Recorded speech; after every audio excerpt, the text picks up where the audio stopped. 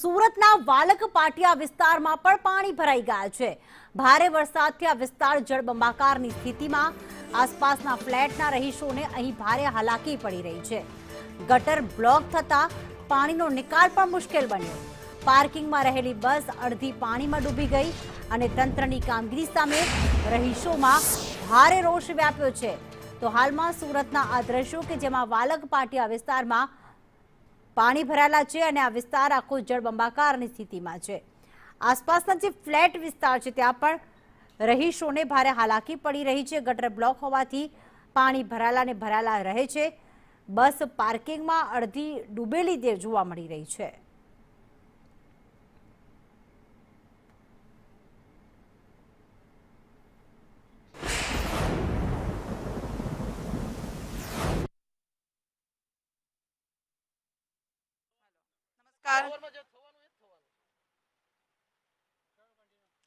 અને સુરતમાં 2 દિવસ ભારે વરસાદ વરસ્યો અને એના કારણે જે તારાજી વેરાય જે વિનાશ વેર્યો એ આપણે જોયો, પરંતુ હજુ પણ એના કારણે કેટલાય વિસ્તારો એવા છે કે જે પાણીમાં ડૂબેલા છે। આ વાલક પાટિયા વિસ્તારમાં હું આવેલી છું અને ખાડીના પાણી આ એનો ધસમસતો પ્રવાહ છે આ વિસ્તારમાં આવે છે અને પરિણામે અહીંયા પાણી ભરાયેલા રહે છે। પણ સૌથી મોટી વાત એ છે કે અહીંયા 2 લોકો કે જેઓ પાણીના ધસમસતા પ્રવાહમાં તણાઈ ગયા હતા એમાંથી એકને ગમે તેમ બચાવી લેવાયા છે, પરંતુ એક વ્યક્તિ જેની શોધખોળ હજુ પણ ચાલુ છે।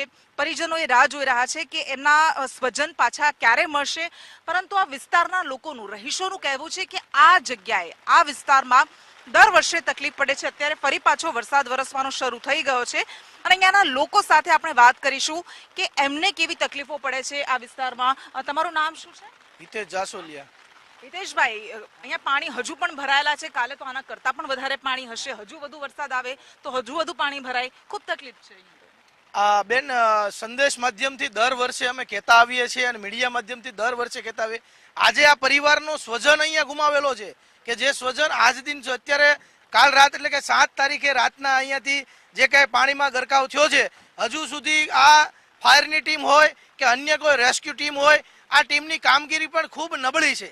આ તમે જોઈ શકો છો, કારણ કે અહીંયાથી ખાડીનો પ્રવાહ છે સરથાણા સુધી નથી જતો, જે વચ્ચે વાલક પાટિયા રિંગ રોડ પાસે અટકી જાય છે, છતાં પણ આ સ્વજનનો વ્યક્તિ હજુ મળી આવ્યો નથી અને નરી આંખે બંને ભાઈ જતા હતા અને આ સ્વજન ગુમાવ્યો છે, હજુ સુધી મળતો નથી। અને આ દર વર્ષે પાણીની સમસ્યા ઊભી છે। ઉપરવાસમાંથી વરસાદ આવે એવું બહાનું બતાવી અને આ વિસ્તારમાં ખૂબ એટલે કે અહીંયા પાણી ભરાવાની સમસ્યા દર વર્ષે છે।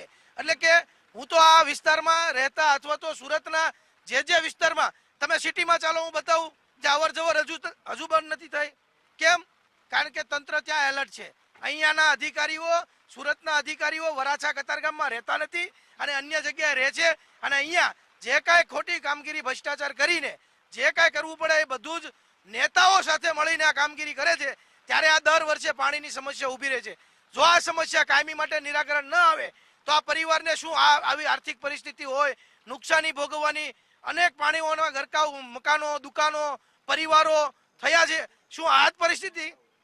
તમે એક વિડીયો પણ જોયો હશે કે સરથાણા પોલીસ સ્ટેશન જે વર્ષોથી ભાડાના મકાનમાં ચાલે છે, દર વર્ષે પાણી આવી જાય છે। તો તમે વિચાર કરો કે જે લોકો કાયદાની સુરક્ષાઓ એટલે કે વિસ્તારની સુરક્ષા જાળવવા બેઠા છે, એ જ લોકો આજે રોડ ઉપર નીકળી અને પાણીમાં નીકળી અને લોકોની સુરક્ષાનો, શાંતિનો અહેસાસ કરાવે છે, જે પોલીસ કરાવે છે। એટલે સુરતને એક તરફ તમે સ્માર્ટ સિટી હોવાના દાવા કરો છો, તમે એમ કહો છો કે આખા દેશમાં શહેરને ચમકાવું છે, પરંતુ આવી રીતે શું ચમકશે જ્યારે માણસો દર વર્ષે આવી રીતે પાણીના ધસમસતા પ્રવાહમાં તણાઈ જતા હોય, મોતને ભેટતા હોય। સ્વજન સાથે પણ આપણે વાત કરીશું। કેટલા લોકો હતા અને કેવી રીતે આ ઘટના બની હતી? 2 લોકો હતા, ગાડીમાં બેઠા હતા અને એક અંદર તણાઈ ગયા અને એક બહાર નીકળી ગયેલા હતા, પણ તેમને ગાડીમાંથી નથી।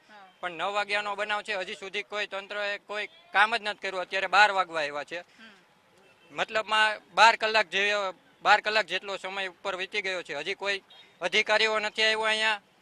કોર્પોરેટરો, અહીંના સ્થાનિક કોર્પોરેટરો શું કરે છે, ક્યાં છે, બસ ખાલી ત્યાં બેઠા છે। હજી મેં ફોન કર્યો તો એમ કીધું કે કામ ચાલુ છે। અત્યારે તમને એમ કહે છે કે કામ થઈ રહ્યું છે, તમારું શું કહેવું છે કે આ પાણી ભરાવાની સમસ્યાને કારણે લોકો જ્યારે તણાઈ જતા હોય, જીવને જોખમ પહોંચતું હોય, ત્યારે તમને લાગે છે કે આનું કાયમી સોલ્યુશન આવવું જોઈએ? સોલ્યુશન આવવું જ જોઈએ. અહીંયા પેલા તો એક નાળું બનાવવું પડે એમ છે. અહીંયા જે વર્ષોથી ખાડી આમથી આમ જઈ છે તો એ નાળું પેલા અહીંયા હોવું જોઈએ. અને તંત્રની બહુ કામગીરી તો છે પણ બહુ ધીમી કામગીરી છે એમ. અને 12 કલાકથી કોઈ વ્યક્તિ ગુમ થયો હોય પાણીની અંદર તો એમનું રાત્રે પણ લાઇટું કે કાંઈ બી જે વ્યવસ્થા થતી હોય એનીથી કરવી જોઈએ. અચ્છા, આ સામાન્ય માણસની જિંદગીનો જ્યારે સવાલ હોય ત્યારે આવા બધા પ્રશ્નો ઊભા થતા હોય છે. કારણ કે તમને લાગે છે કે જો કોઈ મોટો અધિકારી, જો કે એ તો આ વિસ્તારમાં આવે જ નહીં, પણ એવો કોઈ મોટો વ્યક્તિ હોય કે એની સાથે કોઈ એવી ઘટના બની હોત તો આટલો સમય લાગત જ નહીં. ના, નો લાગે. હે ને? સામાન્ય માણસ માટે વધારે. સામાન્ય માણસ વધારે લાગે, કારણ કે મોટા વ્યક્તિ માટે આટલો સમય લાગે જ નહીં, એવું છે. હા, એટલે આ એવું છે કે સામાન્ય માણસના જીવનું મૂલ્ય શું છે એવા સવાલો અહીંયા ઊભા થાય.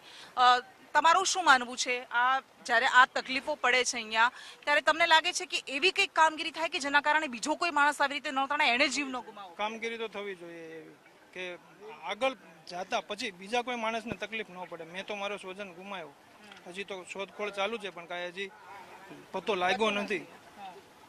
અચ્છા, તો શું તકલીફો પડે છે આ વિસ્તારમાં? કાંઈ નહીં, પાણીની હાલાકી નહીં, બધું તકલીફ પડે છે. કામ ધંધામાં બધે પાણી અંદર ગેરેજમાં બધે ઘડી ગયા છે આપણે. ગેરેજમાં બધે હા, પાણી. વાહનોને પણ નુકસાન થયું હશે. હા, નુકસાન તો થાય જ ને.